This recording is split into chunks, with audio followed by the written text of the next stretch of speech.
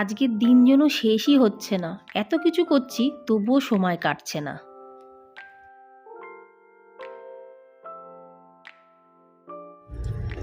সেই সকাল থেকে এখন প্রায় সন্ধ্যা হব হব ভাব, এখন বাজে হলো 6:30।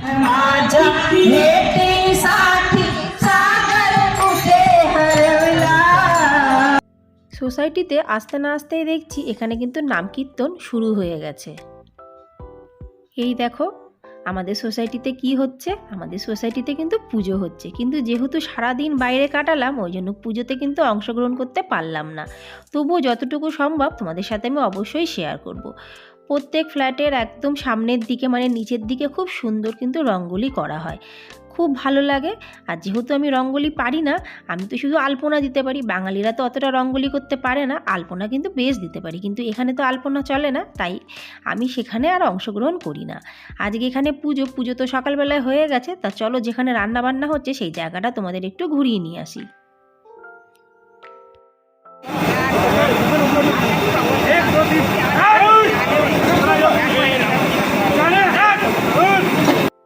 সকাল থেকেই এখানে কিন্তু রান্নার আয়োজন শুরু, কিন্তু রান্না কিন্তু বাঙালি মতে না, যখন লাস্টে প্রসাদ খাবো তোমাদের সাথে শেয়ার করব। আর এই দেখো এখানে কিন্তু বাচ্চারা পেঁয়াজ কাটা শুরু করে দিয়েছে, লেবু কাটছে, আর এখানে সমস্ত কাকিমারা কি করছে, রুটি করছে। এটা কিন্তু কোনো আটার রুটি না, এটা জোয়ার বাজরা রাগি সেইগুলোর রুটি। রুটিগুলোর সাইজগুলো দেখো কি বিশাল বড় বড়, এত বড় বড় রুটি কিন্তু কাউকে দেবে না, এগুলো কেটে ছোট্ট ছোট্ট পিস পিস করবে। আর এইগুলো যে মাখার কিন্তু ধরনটাও পুরোটাই আলাদা, জল দিয়ে মাখে ঠিকই, কিন্তু যখন বেলে বেলান চাকিতে বেলে না, হাত দিয়ে থেবড়ে থেবড়ে জল দিয়ে থেবড়ে থেবড়ে কিন্তু বেলে। দেখো এখানে যে কাকিমাগুলো এখানে বেলছে, কেউ কিন্তু বেলান চাকি ইউজ করেনি। দেখতে কিন্তু অপূর্ব লাগছে দেখতে, আর কিন্তু খেতেও এগুলো বেশ লাগে। আর এগুলো কিন্তু শরীরের পক্ষে খুবই ভালো, মানে আটা ময়দার থেকে এগুলো অনেক কিন্তু উপকারী, এগুলোকে জোয়ার বাজরার রুটি বলা হয়।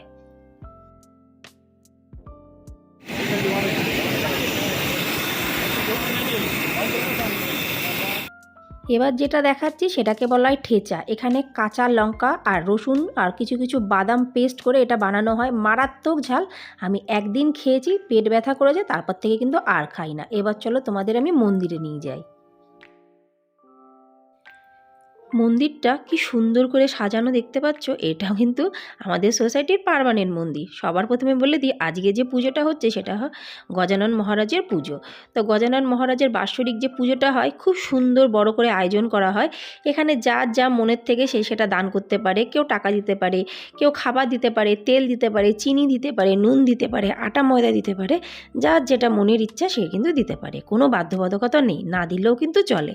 আর আজকে কিন্তু সবাই হলুদ কিংবা কমলা কালারেরই শাড়ি পরবে কিংবা ড্রেস পরবে, যার কাছে যা আছে। কিন্তু বেসিক্যালি এখানে যখনই যা পুজো পার্বণ হয় সবাই কিন্তু হলুদ জিনিসটাই বেশি প্রেফার করে। সেটা হলুদ শাড়িও হতে পারে, হলুদ সালোয়ার হতে পারে, হলুদ পাঞ্জাবি হতে পারে, মানে যদি হলুদ থেকে থাকে তবে। এই দেখো এটা কোন ঠাকুর তোমরা কি কেউ বলতে পারবে? যদি জানো অবশ্যই কিন্তু আমাকে কমেন্টসে জানিও। আমি ভাবি এটা লক্ষ্মীনারায়ণ, কিন্তু এখানে বলা হয় বিঠ্ঠল রুক্মিণী ভগবান। তো তার পাশেই আছে সপ্তশৃঙ্গী মাতার মন্দির, মানে 7টা পাথর দেখতে পাচ্ছ, কিন্তু এটা কিন্তু সপ্তশৃঙ্গী মাতার মন্দির হিসাবে প্রতিষ্ঠিত। মন্দির দর্শন করিয়ে দিলাম তোমাদেরকে, পাশেই আছে শিব মূর্তি, শিবলিঙ্গ। তো মন্দির দর্শনের পর এবার আমরা গুটি গুটি পায়ে যাচ্ছি বাড়ির দিকে, কেন কি অনেকটা সময় আমরা বাইরে কাটিয়েছি, এবার ঘরে না গেলে আর হবে না। আজকে আমাদের এখানে গজানন মহারাজের পুজো, তা আমরা তো বাইরে গেছিলাম ওই জন্য পুজোটা দেখতে পারিনি, কিন্তু একটু পরে প্রসাদ বিতরণ শুরু হয়ে যাবে, আসবো। এখন ঘরে যাইনি, ঘরে যাব, ফ্রেশ হবো, ড্রেস চেঞ্জ করবো, সন্ধ্যা লাগাবো, তারপরে রাতে আসবো এখানে প্রসাদ খেতে। আর ভিডিওটা তোমাদের সাথে শেয়ার অবশ্যই করবো, তোমরা বুঝতে পেরে যাবে যে গজানন মহারাজের মানে প্রসাদটা কেমন হয়। পুজোটা তো দেখাতে পারলাম না, তার জন্য দুঃখিত। এই দেখো এখানে লম্বা করে পেতেছে না কার্পেট, সব বসে খাবে, মানে এক একবার এক এক রকমের সিস্টেমে। কোনো সময় আমরা চেয়ার টেবিলেও খেয়েছি, তা কোনো সময় মাঠেও খেয়েছি, আবার আজকে মনে হচ্ছে এখানে খাওয়া হবে। ঘরের মধ্যে চলে আসলাম, প্রচণ্ড টায়ার্ড হয়ে গেছি। তা এখন এই যে ব্যাগ ভর্তি ভর্তি করে জিনিস নিয়ে এসেছি, সবার আগে কোনো দিকে না তাকিয়ে চায়ের জলটা বসিয়ে দিই, কেন কি চা খাওয়ার যাদের নেশা আছে তারা কিন্তু যতক্ষণ পর্যন্ত ঘরের চা না খেতে পারে তাদের শরীরটা ভালো লাগে না। তা আমার অবস্থা এটা তাই, বাস্তব কথাটা বলতে ভয় কিসের। সামান্য তো কালো চা খাই, তাও আবার চিনি ছাড়া, কিন্তু চাটা খাওয়ার আগে আমি জল কিন্তু খুব সুন্দর করে ভালো করে টকবগিয়ে ফুটিয়ে নিই, নাহলে না জলের থেকে একটা কাঁচা কাঁচা গন্ধ বেরায়। যথারীতি চা ওদিকে হচ্ছে আর আমি দিয়াবাতিটাও লাগিয়ে নিচ্ছি। এখন এই দেখো রাত্রিবেলা, কিন্তু একবার দেখে নাও, দেখতে পাচ্ছ?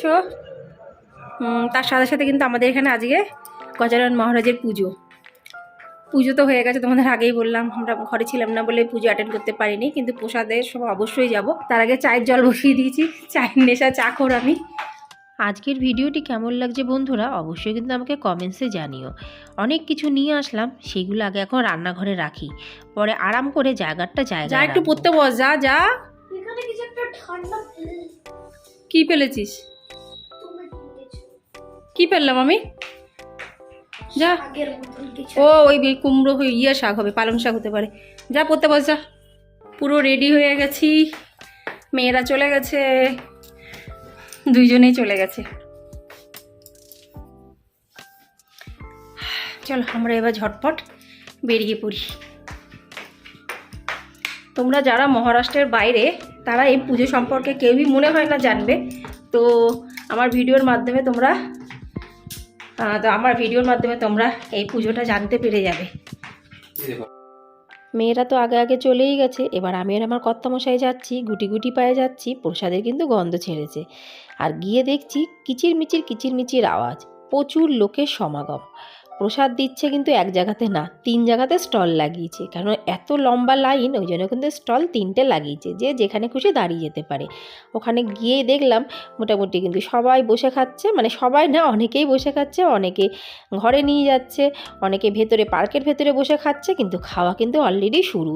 কোন লাইনে যাব একটা লাইনে দাঁড়িয়ে পড়লাম, পরই কিন্তু থালা নিয়ে আমরা নিয়ে নিলাম প্রসাদ।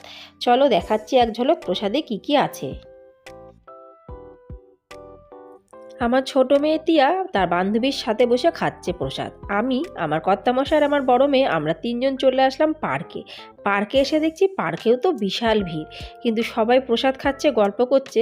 কিছু মুহূর্ত বন্ধুরা নিজেদের মতন যে কাটায়, বেশ কিন্তু ভালো লাগে। আর এইসব মুহূর্তগুলোকে পরে কিন্তু আর পাওয়া যায় না, স্মৃতি হয়ে থাকে।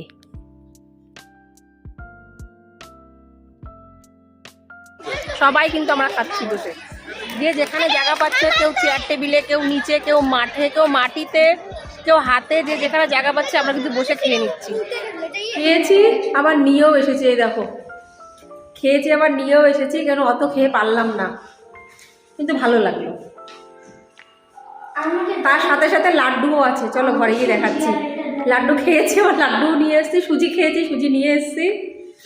আর এখানকার সুজি কিন্তু পুরো ঘিতে, এক ফোঁটা জল না।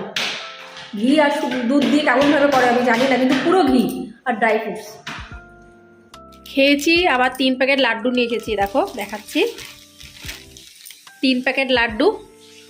আর তার সাথে সাথে পোলাওটা বেশ ভালো বানিয়েছে, বেশ মশলাদার পোলাও, দেখে নাও। আর এটা আছে ঠেচা, যে খাবো না, রসুন আর কাঁচা পেস্ট করে বিভিন্ন ধরনের মশলা দিয়ে ঠেচা বানায়, গলা বুক জ্বলে যাবে, ওই জন্য একবার টেস্ট করেছিলাম, সেই যে খাই না, শুধু তোমাদের দেখানোর জন্য নিয়ে আসলাম। এই যে সুজি, আর এটা দেখতে পাচ্ছ, এটা হলো বেসনের কারি, বেসন দিয়ে দুধ দিয়ে কি করে বানায় আমি জানি না, কিন্তু এটা বেশ খেতে ভালো লাগে। এই হলো এখানকার প্রসাদ, তার সাথে আছে পেঁয়াজ আর পোলাও। কেন বলো তো নিয়ে আসলাম, কালকে খাবো। এটা আমি আর কার তোমার একসাথে। তাহলে বন্ধুরা আজ এই ভিডিওটি এখানে সমাপ্ত করছি। ভালো লাগে লাইক, সাবস্ক্রাইব, শেয়ার, কমেন্টস করতে একদমও ভুলো না। আবার তোমাদের সাথে দেখা পরবর্তী বলে, ততক্ষণ নমস্কার, bye bye, tata, good night.